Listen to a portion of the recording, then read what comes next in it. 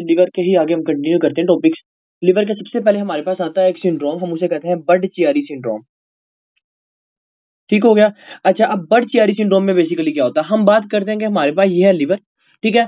अब लिवर में हम कहते हैं कि हमारे पास यहाँ से तो आती है portal vein, and portal vein जो होती है वो फिर आपके पास ड्रेन किधर करती है, आपकी हेपेटिक वेन में। और फिर जो हेपेटिक वेन होती है वो आगे जाती है हमारे पास किधर, इंफीरियर वेना कैवा में। ठीक हो गया। अब बात करते हैं कि बर्ड-चियारी सिंड्रोम क्या होता है। याद रखना कि अगर आपका जो हेपेटिक वेन है इसके अंदर आपको थ्रोम्बस बन जाए, फाइब्रिन डिपॉजिट हो जाए, कोलेजन जो होते हैं वो डिपॉजिट हो जाए, और इसकी वजह से यहाँ प्लेटलेट्स डिपॉजिट हो जाए, हम उसे कहते हैं बर्ड-चियारी सिंड्रोम।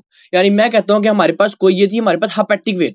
ठीक है। ये जो हेपेटिक वेन थी ना, ये आपकी थ्रोम्बोज्ड हो गई है, यानी इसके अंदर आपका थ्रोम्बस बन गया किसी भी रीजन की वजह से।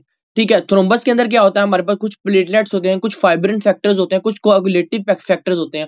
अब बात करते हैं कि हमारे पास जो हेपेटिक वेन है ना, उसके अंदर आपका थ्रोम्बस बन गया। अगर तो हमारे हेपेटिक वेन में थ्रोम्बस बन जाए ना, हम इस कंडीशन को कहते हैं बर्ड-चियारी सिंड्रोम।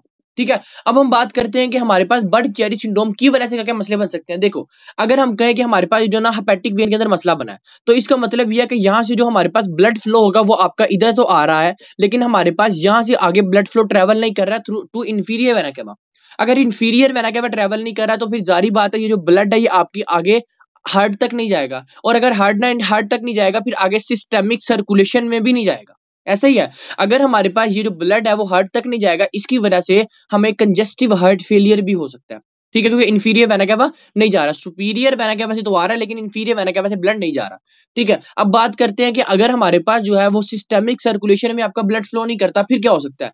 फिर हमारे पास क्या होगा, हमारे पास जो ब्लड सेल्स होंगे उनको आपको रेड ब्लड, यानी हमारे पास जो रेड ब्लड सेल्स होंगे, ठीक है, इसके अंदर आपके पास क्या होगा, आपके पास हीमोग्लोबिन नहीं बनेगा। अब देखो, हीमोग्लोबिन का बनने इससे क्या लिंक है। मैं कहता हूं कि हमारे पास जो ब्लड का ट्रेवल था वो नहीं हो पाया। जब ब्लड का ट्रेवल नहीं हो पाया तो ब्लड से आगे हमारे पास हार्ट तक नहीं गया, और हार्ट का काम क्या था, आगे से हमारे पास लंग से ट्रेवल करवा के हमारे पास जो ऑक्सीजन थी वो देना किसको, हमारे पास रेड ब्लड सेल्स को, या आगे हमारे पास सिस्टेमिक सर्कुलेशन को। फॉर एग्जांपल मैं कहता हूं कि हमारे पास जो सिस्टेमिक सर्कुलेशन है ना वो नहीं चल रही। अगर ये सिस्टेमिक सर्कुलेशन नहीं चलेगी तो हमें हाइपोक्सिया नहीं हो जाएगा। और हाइपोक्सिया क्यों होगा, हाइपोक्सिया इस वजह से होगा क्योंकि due to low O2 level. ठीक है, क्योंकि हमारे पास जो है यहाँ से सर्कुलेशन ही नहीं चल रही, तो हमारे पास O2 लेवल कम हो जाएगा। हाँ, बाकी पार्ट से सर्कुलेशन नॉर्मल आ रही है, लेकिन इस पार्ट से सर्कुलेशन नॉर्मल नहीं है, तो फिर जारी बात है हमें O2 लेवल कम होगा, हमें हाइपोक्सिया हो सकता है। ठीक है। अगर कभी भी हाइपोक्सिया हो तो किडनीज क्या करती हैं, किडनीज एरिथ्रोपोइटिन रिलीज करती हैं, और एरिथ्रोपोइटिन हमारे पास न्यू रेड ब्लड सेल्स बनाना स्टार्ट कर देती हैं, क्योंकि उसको ये लगता है बॉडी को कि एक बॉडी जो है, फॉर एग्जाम्पल मैं एग्जाम्पल बताता हूँ कि हमारे पास अगर कोई पेशेंट, अगर कोई मेल है या फीमेल है, वो चला जाता है हाई आल्टीट्यूड पे। अगर वो हाई आल्टीट्यूड पे चला जाता है ना, तो फिर होता ही है कि उसकी हाइपोक्सिया होता है, और जब हाइपोक्सिया होता है ना, तो जो किसकी किडनीज होती है ना वो एरिथ्रोपोइटिन रिलीज करती है, और एरिथ्रोपोइटिन क्या करता है, वो फिर आगे से क्या करता है, आगे से न्यू रेड ब्लड सेल्स बनाता है। होते वो अब नॉर्मल है, बाद में नॉर्मल हो जाते हैं, लेकिन न्यू रेड ब्लड सेल्स की फॉर्मेशन करवा देता है। इस प्रोसेस को कहते हैं पॉलीसाइथीमिया वेरा।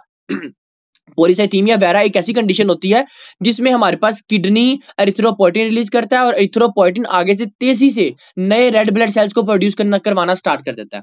ठीक हो गया। इस कंडीशन को कहते हैं पॉलीसाइथीमिया वेरा। और बर्ड-चियारी सिंड्रोम की वजह से आपको पॉलीसाइथीमिया वेरा हो सकता है। हमने कहा इसकी वजह से आपको जो है ना कंजेस्टिव हार्ट फेलियर हो सकता है, या फिर ऐसा हो सकता है कि एक फीमेल थी, ठीक है, वो स्मोकर थी, ठीक है, वो एक फीमेल थी, वो आके ओसीपीज बड़े इनटेक करती थी, जिसकी वजह से हार्मोनल इंबैलेंस हुआ, आपको हेपेटिक एडिनोमा बन गया। हेपेटिक एडिनोमा की वजह से भी आगे आपके पास ये जो हमारे पास हेपेटिक वेन है इसका आपके थ्रोम्बस हो गया, या इधर आपके फाइब्रस डिपॉजिट हो गया, इसकी वजह से भी आपको बर्ड-चियारी सिंड्रोम हो सकता है। ठीक है, यानी बर्ड-चियारी सिंड्रोम काफी रीजन की वजह से हो सकता है। सिर्फ इसको याद करने का तरीका ये है कि इसके अंदर जो आपकी हेपेटिक वेन है उसका थ्रोम्बस हो जाती है। और अगर हम बात करें आपकी पोर्टल वेन की हो जाएगी, फिर हम उसको बर्ड-चियारी सिंड्रोम नहीं कहेंगे। अगर पोर्टल वेन के अंदर होगी तो हम इसका मेन चीज कहते हैं कि इसकी वजह से आपको पोर्टल हाइपरटेंशन हो जाती है।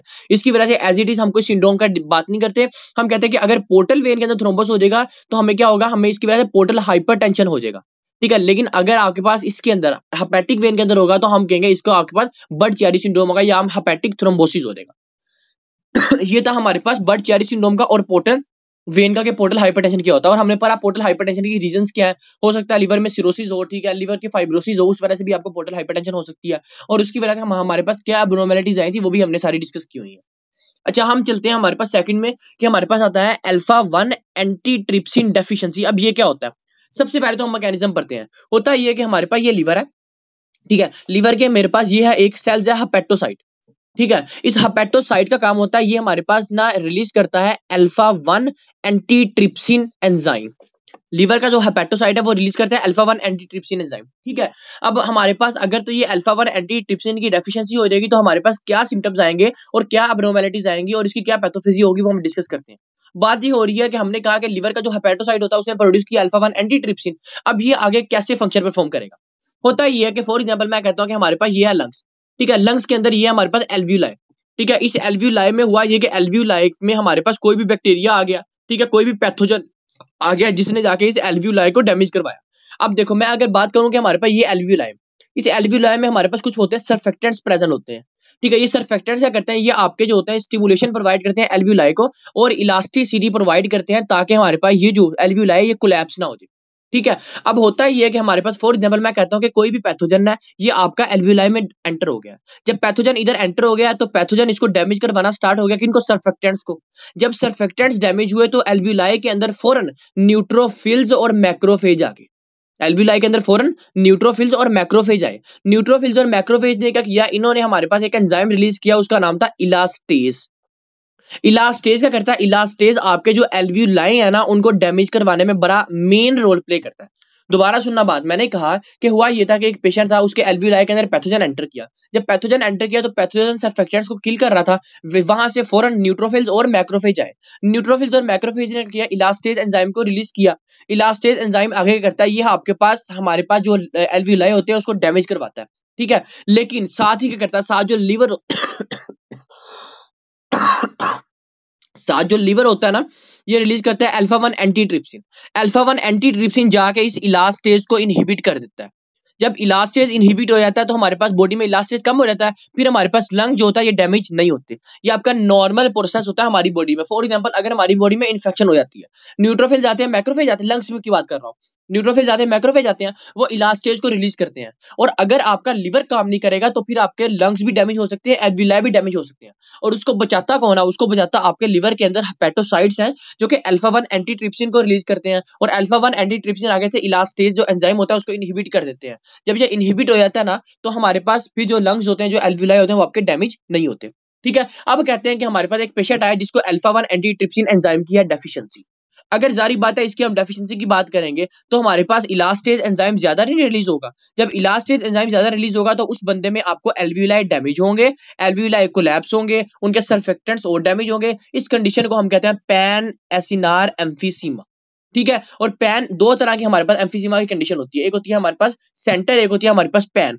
जो हमारे पास सेंटर एसिनार एम्फीसीमा होती है ये आपके पास स्मोकिंग के साथ एसोसिएट करती है कि एक पेशेंट था वो स्मोकिंग करता था। लेकिन जो पैन एसिनार एम्फीसीमा होती है ये आपकी स्मोकिंग के साथ नहीं करती। ये कहते हैं कि एक पेशेंट था, उसकी लीवर के अंदर मसला था, उसके जो अल्फा 1 एंटीट्रिप्सिन एंजाइम था उसकी प्रोडक्शन नहीं हुई। जब अल्फा 1 एंटीट्रिप्सिन एंजाइम की प्रोडक्शन नहीं हुई तो फिर हमारे पास इस वजह से भी आपको ये हो सकता है, ये हमारे पास इलास्टिक ज्यादा होगा और उसकी वजह से आपका लंग्स डैमेज हो सकता है। ये था आपका मेन पैथोफिजियो जो आपने याद रखना है इसके साथ। ठीक है। अब उसके साथ देखो, कभी भी अल्फा 1 एंटीट्रिप्सिन वाला एंजाइम का डेफिशिएंसी वाला बंदा है अगर तो ये बात करता है हमारे पास लंग्स की, तो हम कहेंगे देखो लंग्स के साथ वो ये भी कह सकता है कि उसको पोर्टल हाइपरटेंशन है। ठीक है। लंग्स के साथ वो ये भी कह सकता है इसको लिवर के अंदर स्टियाटोसिस है। वो ये भी कह सकता है कि हमारे पास लिवर के अंदर फाइब्रोसिस है। वो ये भी कह सकता है कोई हेपाटाइटिस हुआ उसको। यानी आपके पास कोई भी जो है ना लिवर की वो कंडीशन बता सकता है हमारे पास इसके अंदर। ठीक है। लेकिन साथ वो लंग्स की हिस्ट्री जरूर देगा, यानी आपको एम्फीसीमा देखोगे, डायग्नोज करोगे। और आपने एम्फीसीमा की बातें करनी है कि इसके अंदर आपको क्या मिलेगा, आपको पर्स स्ट्रिप्स मिलती होते हैं। आपको जो होता है ना वो आपको जब एंटीरियर और पोस्टीरियर व्यू में आप एब्डोमेन को देखते हैं तो उसका साइज इंक्रीज होता है। यानी साथ आप एम्फीसीमा की डायग्नोज करोगे, साथ आप देखोगे कि उसका जो है ना वो लिवर के अंदर सेल्स भी वर्क सही नहीं परफॉर्म कर रहे, फिर आपको ये हमारे पास अल्फा 1 एंटीट्रिप्सिन की डेफिशिएंसी की वजह से है और ये पैन एसिनार एम्फीसीमा। ठीक हो गया। अब हम चलते हैं मेन टॉपिक की तरफ जो हमारे पास है आज का जॉन्डस। अच्छा, अब जॉन्डस से पढ़ने से पहले हम वो बिलिरुबिन की दोबारा बात करते हैं कि हमारे पास बिलिरुबिन की प्रोडक्शन कैसे हो रही थी।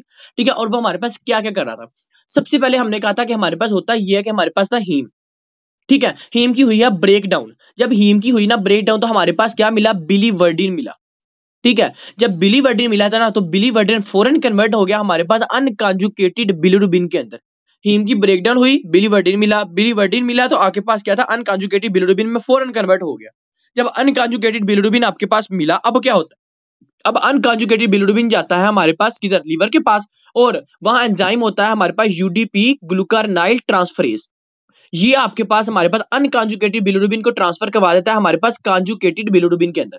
ये बात सुनना ध्यान से, इसके अंदर काफी क्वेश्चन बनेंगे।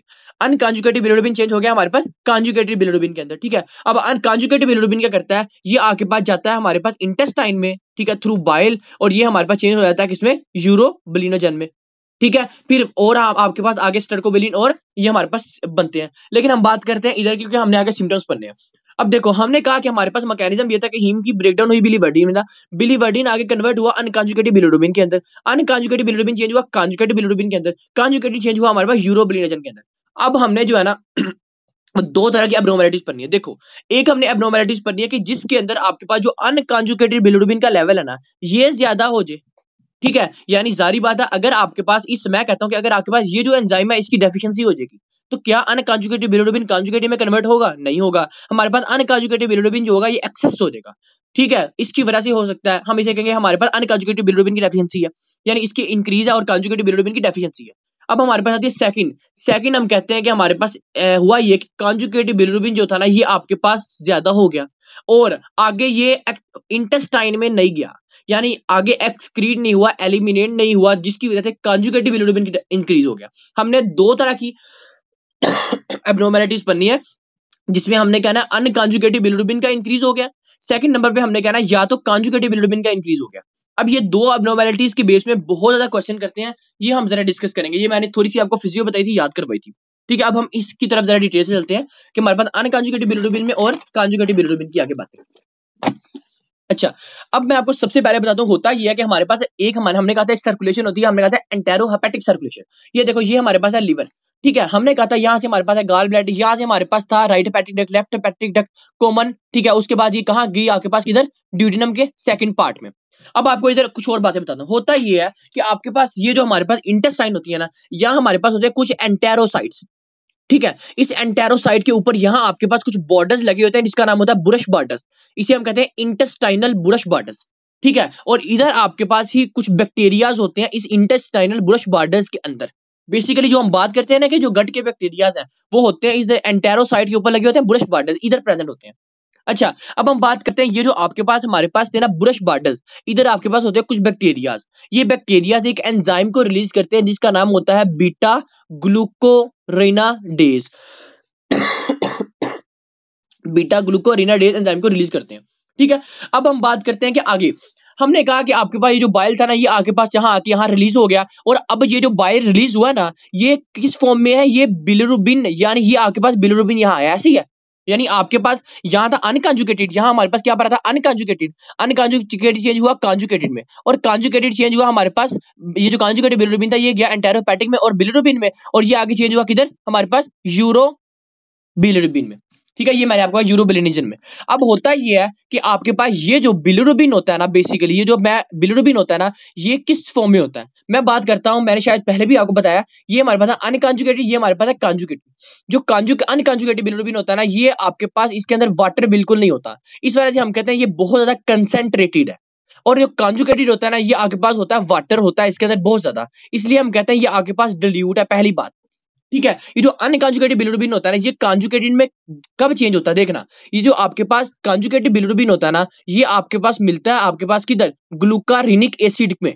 ये भी शायद आपको फिजियो में बताया था कि जो बिलिरुबिन होता है ना जब ये ग्लूकारिनिक एसिड के साथ मिलता है ना फिर ये चेंज हो जाता है हमारे पास कॉन्जुगेटेड बिलिरुबिन में। यानी कॉन्जुगेटेड बिलिरुबिन ऐसे बना, क्या बना, आपको ग्लूकारिनिक एसिड मिला और बिलिरुबिन मिला, और ये दोनों आपको मिलके कहां बन गया, कॉन्जुगेटेड बिलिरुबिन में, ठीक है। अब कॉन्जुगेटेड बिलिरुबिन ट्रेवल करके किधर आ गया, इधर। मैं दोबारा बताता हूं, देखना ये थोड़ा सा है इंपॉर्टेंट, ठीक है। ये देखना ये हमने बात की कि आपके पास ये हमने कहा कि यहाँ आपके पास ये अनकॉन्जुगेटेड बिलिरुबिन चेंज हुई in the presence of UDP enzyme conjugated bilirubin में। हमने कहा जो कॉन्जुगेटेड बिलिरुबिन था ये क्या था, बेसिकली ये हमारे पास एक मिक्सचर था बिलिरुबिन का और ग्लूकारिनिक एसिड का, ठीक है। अब ये जो कॉन्जुगेटिव बिलिरुबिन है ना ये ट्रेवल करके किधर आ जाएगी, इधर हमारे पास, इधर ड्यूडिनम में हमारे पास पार्ट में इंटेस्टाइन के अंदर। जब ये इंटेस्टाइन में आ जाएगी तो ये चेंज हो जाएगी हमारे पास किधर, यूरोबिलिनोजन में।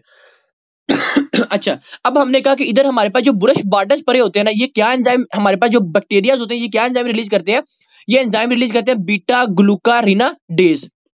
अच्छा अब ये बीटा ग्लूकारिनाडेज होते हैं ना ये क्या करता है, ये आपके पास ये जो हमारे पास कॉन्जुगेटेड बिलिरुबिन होता है ना इसकी ब्रेकडाउन करवा देता है। यानी फॉर एग्जांपल आपने जो है ना वो खाना खा लिया है, आपके जो फूड है ना उसकी ब्रेकडाउन हो गई है, अब आपके इंटेस्टाइन को बिलिरुबिन की जरूरत नहीं है। अब क्या करता है, अब जो बीटा ग्लूकारिनेडेज एंजाइम है ना, ये आपके इसकी कॉन्जुगेटेड जो बिलिरुबिन आया था ना, ये अभी कन्वर्ट नहीं हुआ, कॉन्जुगेटेड बिलिरुबिन जो आया है ना उसकी ब्रेकडाउन करवा देगा। जब कॉन्जुगेटेड बिलिरुबिन की ब्रेकडाउन करवा देगा ना, तो मैंने कहा आपको दो चीजें मिलेंगी, एक आपको मिलेगा ग्लूकारिनिक एसिड मिलेगा, एक आपको अनकॉन्जुगेटेड बिलिरुबिन मिलेगा। अब ये जो अनकॉन्जुगेटेड बिलिरुबिन है ना, ये वापस एंटेरोहेपेटिक सर्कुलेशन के थ्रू लीवर में चला जाएगा।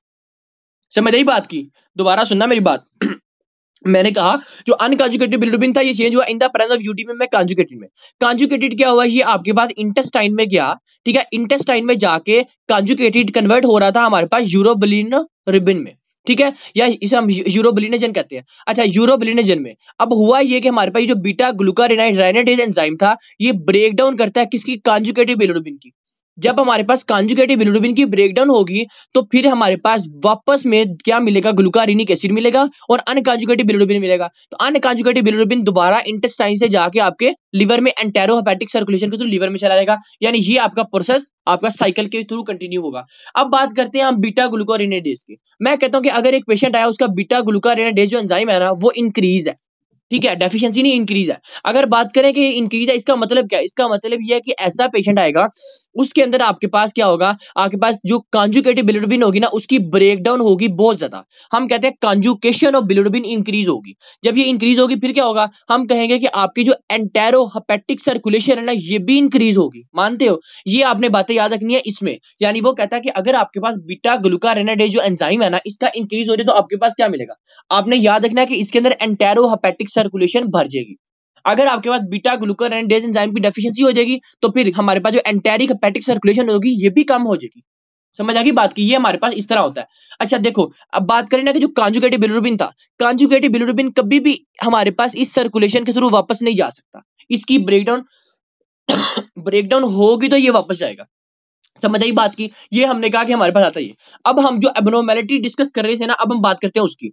देखो हमने कहा कि हमारे पास एक पेशेंट आया है, ठीक है, हम उसे कहते हैं, देखो हम कहते हैं हमारे पास आइए पहली बात कॉन्जुगेटेड हाइपर बिलिरुबिनीमिया। सेकंड नंबर पे हमारे पास आती है अनकॉन्जुगेटेड हाइपर बिलिरुबिनीमिया। अब देखो कॉन्जुगेटेड हाइपर बिलिरुबिनीमिया का मतलब यह है कि बॉडी में जो अनकॉन्जुगेटेड बिलिरुबिन है ना ये तो चेंज हो रही है कॉन्जुगेटेड में, यानी आपके पास जो नॉर्मल है, जो नॉर्मल जो यूडीपी एंजाइम है वो आपके पास नॉर्मल है, लेकिन मसला किसमें है, मसला ये है कि जो कॉन्जुगेटेड बिलिरुबिन है ना ये आपके पास एक्सक्रीट नहीं हो रही। अब देखो कॉन्जुगेटेड बिलिरुबिन एक्सक्रीट क्यों नहीं हो रही, ये हो सकता है उसका जो बाइल डक्ट है उसका मसला हो, ठीक है, हमने कहा राइट हेपेटिक डक्ट उसका मसला हो, ये हो सकता है उसके अंदर आपकी फाइब्रोसिस इकट्ठी हुई हो, इस वजह से कॉन्जुगेटेड बिलिरुबिन आगे किसमें कन्वर्ट नहीं हो रही, यूरोबिलिनोजन में चेंज नहीं हो रही। यानी जारी बात है कॉन्जुगेटेड बिलिरुबिन किधर जा रही, इंटेस्टाइन में नहीं जा रही। तो फिर क्या होता है, जब कॉन्जुगेटेड बिलिरुबिन जो है वो इन द लिवर इंक्रीज होने लग जाएगी, हमारे पास फिर क्या होगा, आपको जॉन्डिस होगा। पहली चीज हम ये बात करते हैं। अभी कुछ टाइप्स हैं वो भी डिस्कस करते हैं। सेकंड नंबर पे हम बात करते हैं कि हमारे पास अनकॉन्जुगेटेड, अच्छा इसमें हमारे पास दो सिंड्रोम्स आते हैं जो हम डिस्कस करेंगे। हमारे पास आता है डुबिन जॉनसन सिंड्रोम, सेकंड हमारे पास आता है रोटर सिंड्रोम, ठीक है, ये बात करते हैं आगे। हम बात करते हैं अनकॉन्जुगेटेड। अनकॉन्जुगेटेड का मतलब ये है कि देखो हमारे पास जो अनकॉन्जुगेटेड बिलिरुबिन है ना ये इसने चेंज होना था कॉन्जुगेटेड में इन द प्रेजेंस ऑफ किसमें, यूडीपी एंजाइम। अब बात करते हैं ये जो यूडीपी एंजाइम है या तो कम है या तो यूडीपी एंजाइम की डेफिशिएंसी है। अगर इसकी डेफिशिएंसी हो जाएगी तो कभी भी कॉन्जुगेटेड बिलिरुबिन नहीं मिलेगा और अनकॉन्जुगेटेड बिलिरुबिन जो होगा उसको वो इंक्रीज हो जाएगा। जब अनकॉन्जुगेटेड बिलिरुबिन का लेवल इंक्रीज होता जाएगा लिवर में, ठीक है, तो फिर हम कहेंगे आपको फिर भी जॉन्डिस हो सकता है, ठीक है। और इसमें आपके कौन से सिंड्रोम आते हैं, इसमें आपके आते हैं क्रिकलर नजार सिंड्रोम आता है और इसमें आपका आता है क्या, गिलबर्ट सिंड्रोम आता है। अब हम इन चारों सिंड्रोम का जरा डिटेल से पढ़ेंगे और कुछ हमारे पास आती हैं फिजियोलॉजिकल जो है ना न्यूनेटल की, वो हम बाद में डिस्कस करते हैं।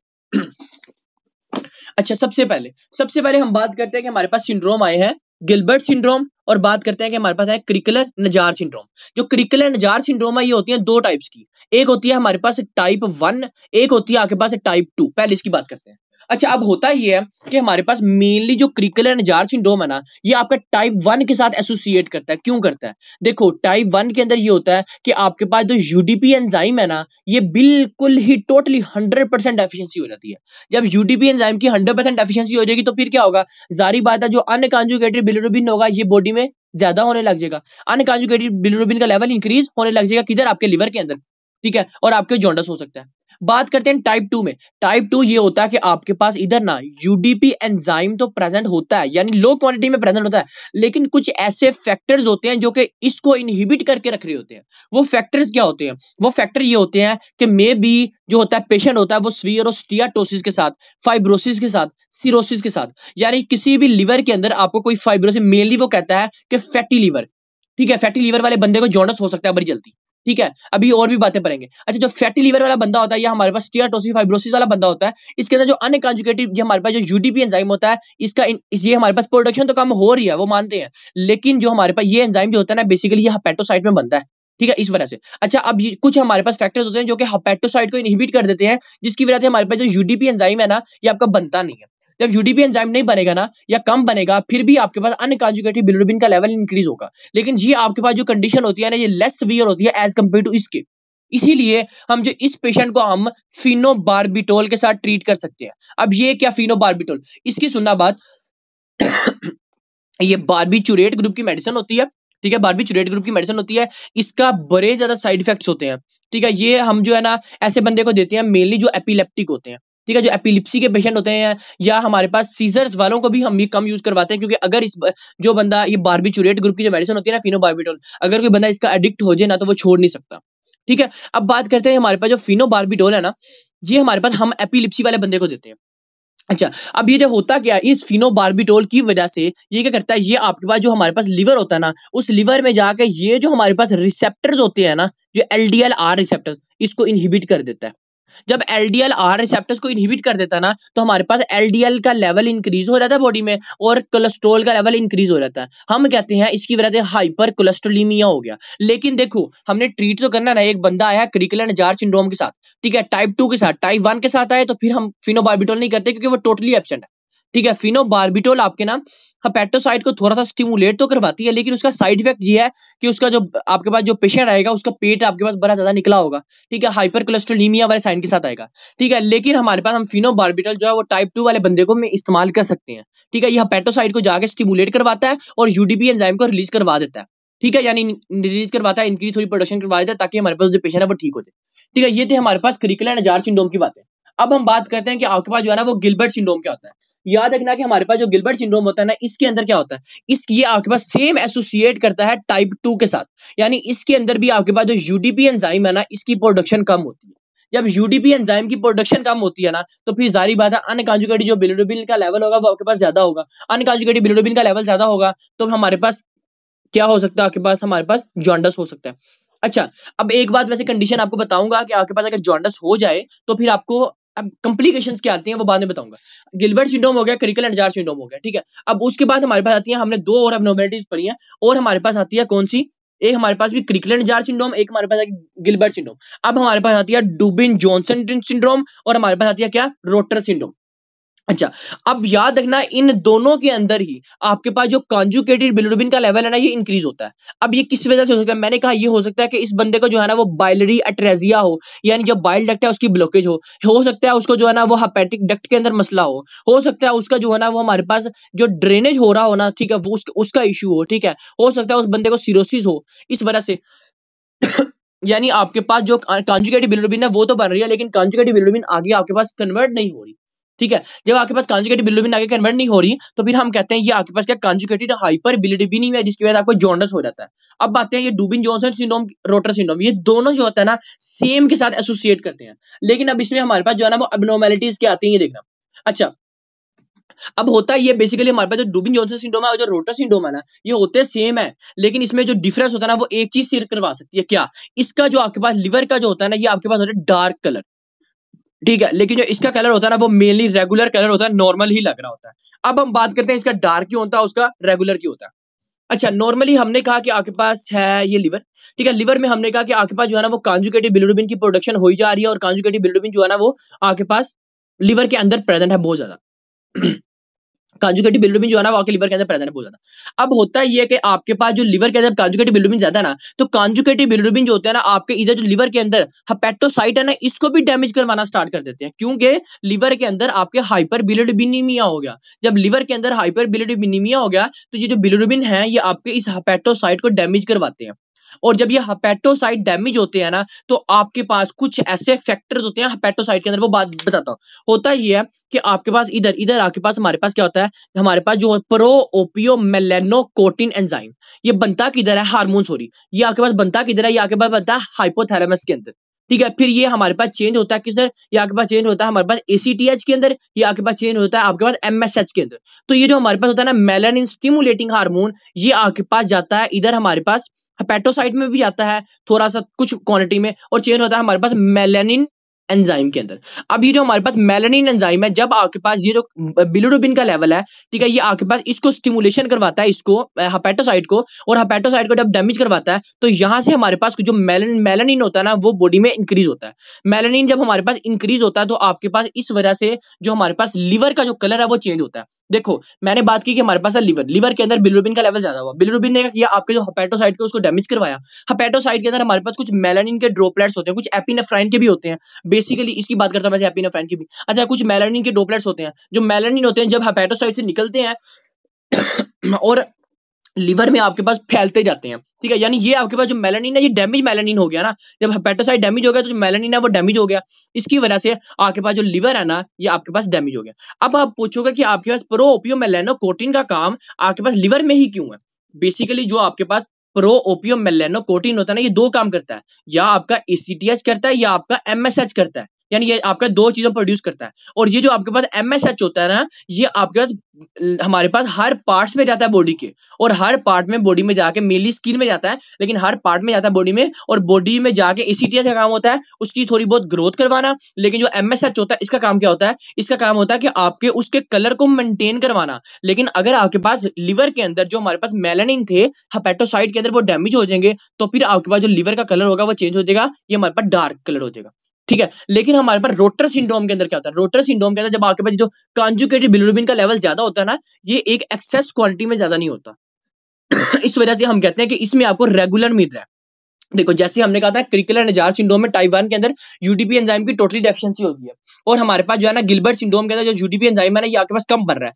इसी तरह जो रोटर सिंड्रोम है, कभी भी वो कहे कि आपके पास जो कॉन्जुगेटेड बिलिरुबिन का लेवल है ना, वो आपके पास एक्सेस क्वांटिटी में कहे, फॉर एग्जांपल वो कहे आपके पास जो है ना वो 1500 लिमिट को क्रॉस कर गया, फिर हम कहेंगे ये आपके पास डुबिन जॉनसन सिंड्रोम है, फिर रोटर नहीं है। पहली बात ये है कि कभी भी कॉन्जुगेटेड बिलिरुबिन का लेवल वो ज्यादा बताए ना, ठीक है, तो वो आप डुबिन जॉनसन सिंड्रोम में बताओगे, रोटर में नहीं कहोगे। ठीक है, रोटर में हमारे पास इस वजह से भी आपके पास होता है। अब बात हमारे पास आती है एपिनेफ्राइन की। बेसिकली जो एपिनेफ्राइन होता है ना, ये आपके पास चेंज होता है हमारे पास मेटानेफ्राइन के अंदर, और मेटानेफ्राइन आगे हमारे पास चेंज होता है ना हमारे पास हीमोमेटानेफ्राइन के अंदर। ठीक है, ये एक हार्मोनल मैकेनिज्म होता है, ये ऐसे ही लिवर में प्रेजेंट होता है, जो कि हेपेटोसाइट के हमारे पास जो है ना, इस हेपेटोसाइट को स्टिमुलेशन करवा रहा होता है। ठीक है, वैसे ही एक हमारे पास जो होता है जिसे हम कहते हैं ना ग्रोथ करवाना या स्टिमुलेशन करवाना, वो प्रेजेंट होता है। बेसिकली जब हमारे पास हेपेटोसाइट डैमेज हुआ, हमारे पास ये वाला जो मैकेनिज्म होता है ये भी डैमेज हो जाता है। जब ये हमारे पास मैकेनिज्म डैमेज हो जाता है, फिर हम कहते हैं कि आपके पास जो एमएसएच है ये भी डैमेज हो गया हमारे पास, इस वजह से भी आपके पास जो लिवर है ना, इसका कलर आपके पास चेंज होता है। ठीक है, ये आपके पास था। इसकी पैथोफिजियो जो है ना, ये सिर्फ हमने ज़हन में रखनी है कि हमारे पास इसमें होता क्या। ठीक है, मैं एक बार सबके रिपीट करता हूँ। हमने बात की थी कि हमारे पास जो कॉन्जुगेटिव क्रिकलर नजार सिंड्रोम होता है, ये आपके पास होता है टाइप 1 और टाइप 2। टाइप 1 के अंदर जो यूडीपी एंजाइम है, इसकी बिल्कुल डेफिशिएंसी हो जाती है, लेकिन टाइप 2 के अंदर थोड़ी बहुत कम होती है। ठीक है, उसके बाद हम बात करें हमारे पास गिलबर्ट सिंड्रोम है, इसके अंदर भी आपके पास टाइप 2 के साथ एसोसिएट करता है। इसके अंदर जो यूडीपी है ना, इसकी भी एंजाइम की थोड़ी सी डेफिशिएंसी हो जाती है। बात आई रोटर सिंड्रोम की, डुबिन जॉनसन सिंड्रोम की। तो डुबिन जॉनसन सिंड्रोम है, इसके अंदर जो है हमारे पास कॉन्जुगेटिव बिलिरुबिन का लेवल ज्यादा होगा। जब कॉन्जुगेटिव बिलिरुबिन का लेवल एक्सेस ज्यादा हो जाएगा, अच्छा एक बात बताऊं कि वो बात कहे, वो क्या कहेगा, वो कहेगा एक पेशेंट आया उसके अंदर कॉन्जुगेटिव बिलिरुबिन का लेवल ज्यादा है, उसके साथ वो कह सकता है इसको बर्ड चियारी सिंड्रोम है, या वो कह सकता है हमारे पास पोर्टल हाइपरटेंशन है। ठीक है, यानी इसके साथ वो हिस्ट्री दे, साथ वो कहे कि बात यह है कि वो जो पेशेंट है ना, अब उसको ना वो न्यूरोलॉजिकल मसले भी आ रहे हैं, वो ये भी कह सकता है। ठीक है, या वो कह सकता है कि हमारे पास ये जो पेशेंट है ना, इसके जो हमारे पास है ना स्क्लेरा जो है वो आपके पास येलो नजर आ रहा है, यानी आपको जॉन्डिस के सिम्टम दे, तो वो कहेंगे हमारे पास डुबिन जॉनसन सिंड्रोम है। ठीक है, अगर बात करें रोटर सिंड्रोम की, तो रोटर सिंड्रोम में वो कहेगा कि एक पेशेंट है कॉन्जुगेटिव बिलिरुबिन का, और सिर्फ वो जॉन्डिस के ही सिम्टम दे, न्यूरोलॉजिकल ना दे, फिर आप रोटर में जा सकते हो। ठीक है, इस बात में भी हमें डायग्नोस करनी है कि हमारे पास डुबिन जॉनसन सिंड्रोम और हमारे पास रोटर सिंड्रोम में आपके पास क्या क्या अबनॉर्मलिटीज है। ठीक है, ये इस तरह आप लोगों ने याद रखना है। अच्छा, मैं इधर आपको बता दूं कि हमारे पास बुक में भी ये देखो होता ही है कि हमारे पास जो हीमोग्लोबिन है ये हमारे पास सर्कुलेटिंग बिलिरुबिन में, और ये आपके पास किधर कफर सेल्स में, कफर सेल से ट्रांसफर हुआ आपके पास स्पेस ऑफ डीसी में, स्पेस ऑफ डीसी से ट्रांसफर हुई आपके पास किधर अनकॉन्जुगेटेड बिलिरुबिन में। अनकॉन्जुगेटेड बिलिरुबिन चेंज हुआ किधर यूडीपी के एंजाइम की प्रेजेंस में कॉन्जुगेटेड बिलिरुबिन में। और कॉन्जुगेटेड बिलिरुबिन क्या था, ये आपके पास एक ग्लूकारिनिक एसिड का मिक्सचर था विद हमारे पास बिलिरुबिन, ठीक है। और ये आपके पास चेंज हुआ हमारे पास बाइल फ्लो में और फिर बाइल में चला गया। अगर हम बात करें हमारे पास ये जो अनकॉन्जुगेटेड बिलिरुबिन का लेवल है ये ज्यादा हो जाए तो फिर ये हो सकता है कि हमारे पास क्या है, हमारे पास अनकॉन्जुगेटेड हाइपरबिलिरुबिनीमिया। और अनकॉन्जुगेटेड हाइपरबिलिरुबिनीमिया में हमने पढ़े हमारे पास कौन कौन से आते हैं। उसके बाद कॉन्जुगेटेड में हमारे पास ज्यादा हो रही तो हम कहेंगे कॉन्जुगेटेड हाइपरबिलिरुबिनीमिया, ठीक है। ये आप लोगों ने इस तरह याद रखना है। अच्छा, अब बात करते हैं कि देखो होता ही है कि अगर मैं कहूँ ना कि एक पेशेंट आया, ठीक है, उसका ये है कि उसके अंदर जो है ना वो बिलिरुबिन का जो लेवल है ना वो आपके पास ज्यादा मिल रहा है, ठीक है, किसी भी रीजन की अनकॉन्जुगेटेड की वजह से, यानी अनकॉन्जुगेटेड मिल रहा है या कॉन्जुगेटेड मिल रहा है, मेनली वो अनकॉन्जुगेटेड की बात करता है, ठीक है। हम बात करते हैं कि बिलिरुबिन का लेवल मिल रहा है ज्यादा। अब होता ही है कि बिलिरुबिन का लेवल ज्यादा मिल रहा है तो बिलिरुबिन जो होता है ना ये ब्लड फ्लो से ट्रांसफर होके ये चला जाएगी आपकी ब्रेन में, ठीक है। ब्रेन में किस पार्ट में, आपके जाएगी बेजल गैंग्लिया के पार्ट में।